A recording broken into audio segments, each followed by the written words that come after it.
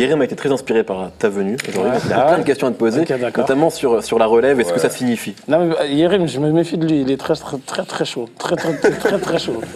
Nous aussi, on se méfie de lui. Il nous amène plein de problèmes en ce moment. Ah ouais Je te jure. Qu'est-ce qui se passe? Je leur fais perdre des invités. On nous voit. Des fans Facebook, des followers Twitter. Ah putain, d'accord. Il nous fait gagner des procès, c'est l'enfer. Il ne m'a ramené que des emmerdes depuis avant cette année. Je suis un peu comme le Dieudonné de ton Marc-Olivier Fogiel, on va dire. C'est ça. On en est là. D'accord. Donc ça va être l'interview spéciale relève. Donc est-ce que comme tous les rappeurs de la relève, maintenant ça te saoule qu'on te dise que t'es un rappeur de la relève parce que l'appellation est à chier? Non, ça me saoule pas, c'est flatteur pour moi. Ça veut dire qu'on me considère, donc c'est cool. Tu vois.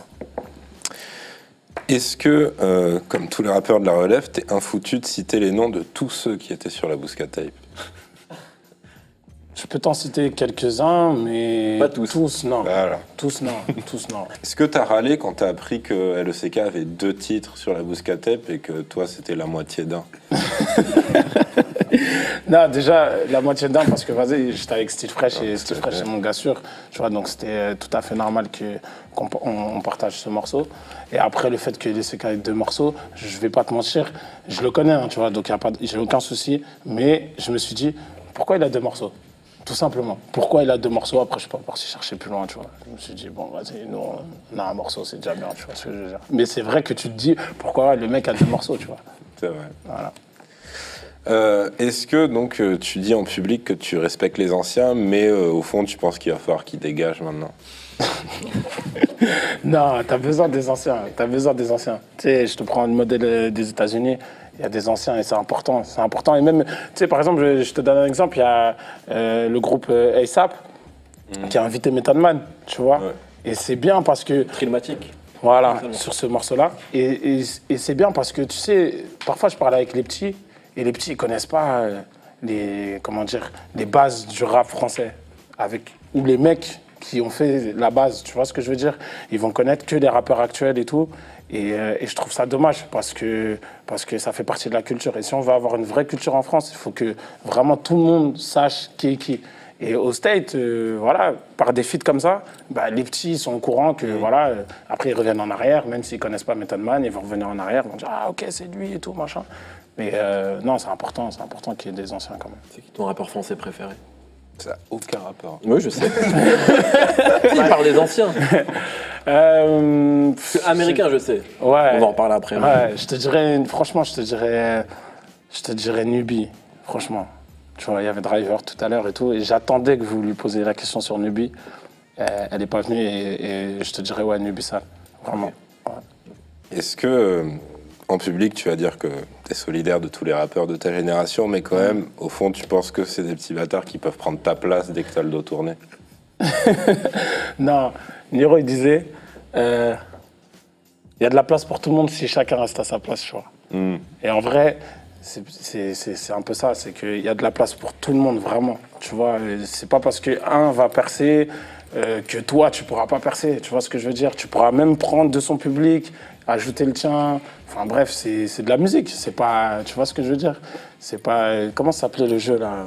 Tu sais, il y avait des chaises. Chaises musicales. C'est pas les chaises musicales, il y a plein de chaises. Donc, non, c'est pas un problème. Est-ce que du coup, au cours de ces nombreux freestyles, il t'est arrivé de te dire que Fahabi écrivait super bien? T'es pas forcément obligé de répondre, en fait. Je voulais juste savoir ce que ça faisait de dire cette phrase à voix haute, mais... Pourquoi tu trouves qu'il écrit pas bien? Non, c'est à peu près pire que ça, mais ouais. C'est galère. Non, dédicace à mon gars Fabien, franchement, il écrit vraiment bien. Tu vois, la première fois que je l'ai écouté, on se connaissait pas. Et je me suis dit, ah ouais, putain, ce mec-là, il gratte. Tu vois, il gratte vraiment. Mais le problème, c'est pas ça. Le problème, c'est qu'il a spoilé Game of Thrones sur Twitter. Ah ouais? Sérieux? Je suis extrêmement sérieux. Et mec, quand Game of Thrones, tu vois, par exemple, là, la saison 5, moi, ce que j'ai fait, je me suis coupé de tout réseau. Ah, mais c'est ce qu'il faut faire. Tu vois? Comme ça, là, j'ai mes 10 épisodes qui sont sortis, je rentre chez moi, j'enchaîne tout, tranquillement. Légalement, sur Netflix ou sur HBO. Autre question? Là, j'ai une application, si vous voulez, je la donne aux gens. Mais non, c'est Popcorn. Ah ouais, bah ouais, c'est très cool ça. C'est légal, non? Je crois pas. Je suis pas sûr. Moi, je sais pas, c'est On va Apple dire qui m'a que dit. oui. C'est Apple qui m'a dit que c'était légal, donc je suis parti. Est-ce que tu aurais préféré qu'on te compare à Joe Santana il y a 10 piges, parce que maintenant ça ressemble surtout à une insulte? C'est une galère, j'avais dit. C'était une galère. Non, Joe Santana, c'est Joe Santana, tu vois ce que je veux dire? C'est un monument pour moi, tu vois, c'est un mec qui est chaud. Tu sais, même les mecs comme Mick Mill et tout, ils lui donnent la force parce qu'ils savent très bien, tu vois. C'est des mecs qui sont super forts. Après, quand tu arrives à un certain âge, tu vois, avec une famille sur le dos, tout ça, tu sais, as d'autres préoccupations, je pense, qui font que tu es peut-être un peu moins performant. Et c'est vrai qu'il est un peu moins performant, tu vois. Mais non, tu me compares à lui maintenant ou avant, c'est la même. Pour moi, toujours du respect. Un honneur. Ouais, respect à ces mecs-là. Est-ce que c'est toi qui es responsable de la disparition de Style Fresh sans qu'on sache comment ni pourquoi, mais on le voit moins maintenant, en fait? Non, il est toujours là. Beaucoup en fait, il est toujours là, sauf que le truc, c'est quoi? Il s'est mis en studio et tu sais, il a sorti beaucoup de projets. Et tu vois, tu parlais de tous ces rappeurs et tout. Fresh, tu sais quoi? Même Lacrim, l'un des premiers qu'il a montré vraiment, tu vois, sur un gros clip, c'est Fresh.